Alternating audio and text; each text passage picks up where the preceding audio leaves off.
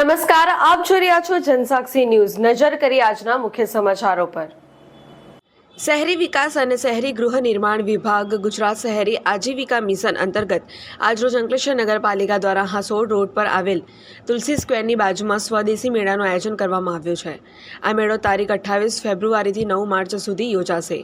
દેશના વડાપ્રધાન નરેન્દ્ર મોદીના સ્વદેશી વસ્તુઓના વેચાણ અને ઉપયોગ અંગેના આહવાનને અનુસરી આ મેળાનું આયોજન કરાયું છે।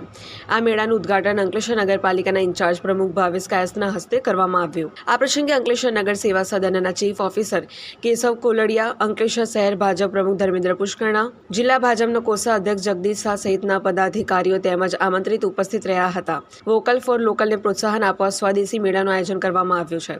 આ મેળામાં વિવિધ હાથ બનાવટની વસ્તુઓ તેમજ સ્વદેશી ખાણીપીણી મળી કુલ 55 જેટલા સ્ટોલ ઊભા કરવામાં આવ્યા છે। સ્વદેશી મેળામાં પાલિકા પ્રમુખ સહિત ઉપસ્થિત મહાનુભાવોના હસ્તે સ્ટોલ ધારકોને છોડનું વિતરણ કરવામાં આવ્યું।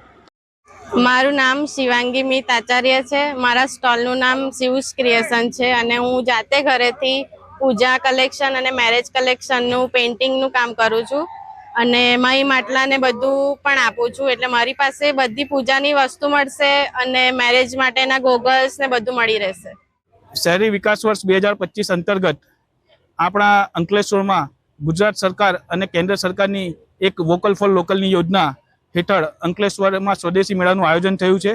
આ સ્વદેશી મેળો તારીખ 28 થી તારીખ 9 સુધી અંકલેશ્વરમાં 10 દિવસ માટે કાર્યરત રહેવાનો છે। એનો સમય સવારે 10 થી રાતના 10 સુધીનો રહેશે।